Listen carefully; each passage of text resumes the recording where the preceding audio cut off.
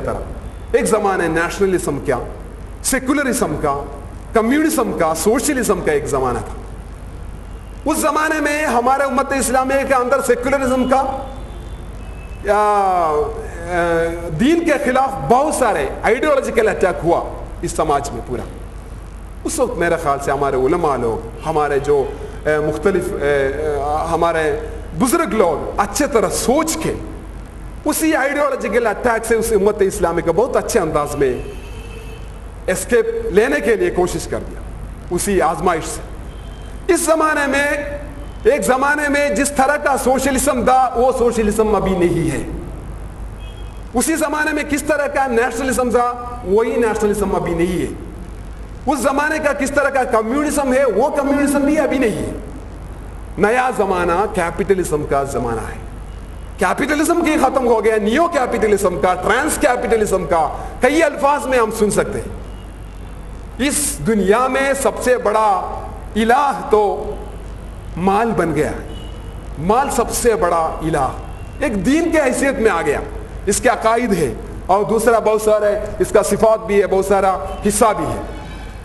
اس دنیا میں اسی طرح آ کے ہم بول سکتے ہیں پولیٹیکل پاور کو بھی اصل پہ پاور نہیں، اکنومیکل پاور کے ہاتھ میں آ گیا.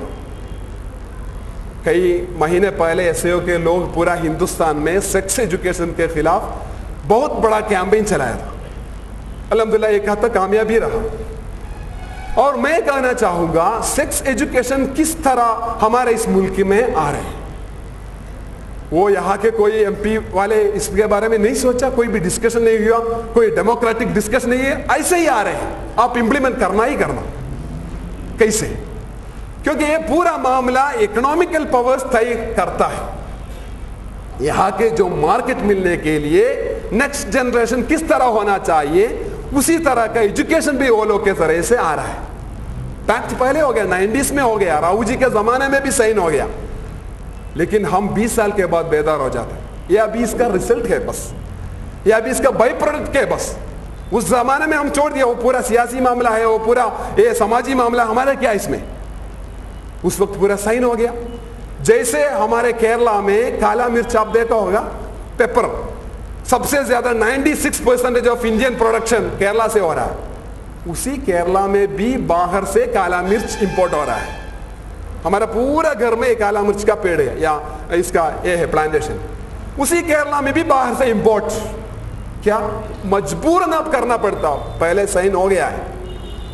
کیسے کالا مرچ کیرلا میں آ رہا ہے اسی سٹائل میں ابھی ایجوکیشن بھی آ رہا ہے. ہمارا وہاں کے ایجوکیشن آپ کے ادھر بھی ہونا چاہیے، کیونکہ ہمارا سوسائٹی کا طرح بے حیائی کا ایک سوسائٹی ادھر بھی ہو.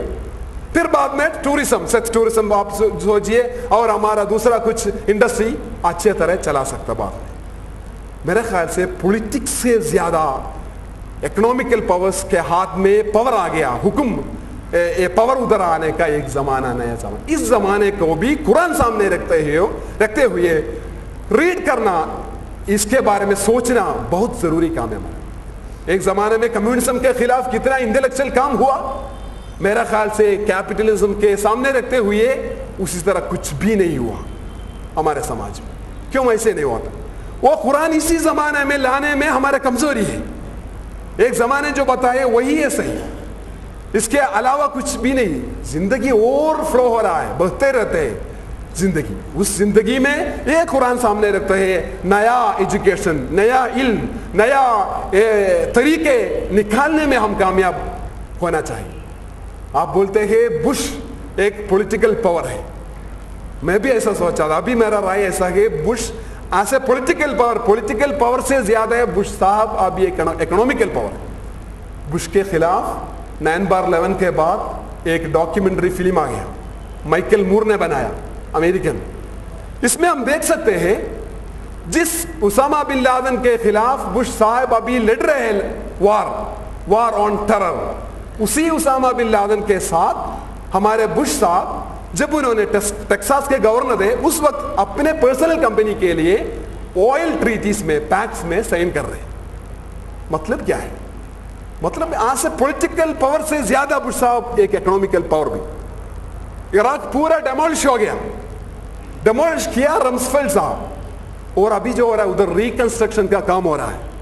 इसमें उसी क्यू में सबसे फर्स्ट लिस्ट में नाम वही रम्सफेल्ड का पर्सनल कंपनी है, रिकंस्ट्रक्शन कंपनी। मतलब क्या है, पॉलिटिक्स के ज्यादा इकोनॉमिकल पावर के हाथ में वो लोग तय कर रहे हैं किस तरह का पॉलिटिक्स होना चाहिए, किस तरह का प्रेसिडेंट होना चाहिए अमेरिका, किस तरह का प्रेसिडेंट होना चाहिए हिंदुस्तान में, किस तरह का एजुकेशन होना चाहिए इधर, किस तरह का सोशल सेटअप होना चाहिए हिंदुस्तान में।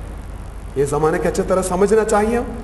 और पूरा वो कैपिटलिस्ट मेंटालिटी हर जगह फैला रहे हमारे पर्सनालिटी में। सबसे ज्यादा आप खाओ, ज्यादा आप पहनो, मॉडल हर दिन चेंज करो, ब्रांड हर दिन चेंज करो और लाओ। न सोचो आपके पॉकेट में कितना पैसा है, न सोचिए इसके क्या फायदा मिलने वाला है, न सोचो आपका क्या फायदा अच्छी तरह मिलने वाला है, क्या आपके डिमांड है, नीड है, लेक्चर है, कुछ भी नहीं सोचो, आप खरीद जाओ। दूसरों को जेलस बनाओ, दूसरों को जेलस बना के ये आप खरीद लो। एक टीवी नहीं है तो कम से कम एक एरियल लगाओ ताकि नेबर को आप जेलस बना सकते हैं। ज्यादा ले लो, ज्यादा लेने के एक नया जमाना शुरू कर दिया। पहले डिमांड के मुताबिक सप्लाई हो रहा है, अभी सप्लाई के मुताबिक डिमांड बाद में बनाता है।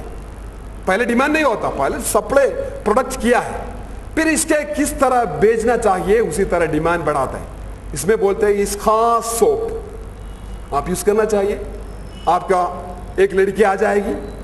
ये हमारा, मैं कहने का मतलब हमारा पूरा फैमिली में इसका वो कैपिटलिस्ट मेंटालिटी फैला है।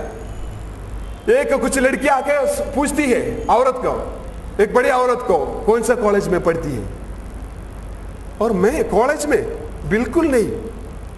उस वक्त एक छोटी लड़की आती है अम्मी बोल के, फिर एक सेंटेंस जो इतना नौजवान जैसे ये चरम का, ये स्किन का मतलब सीक्रेट तो ये है।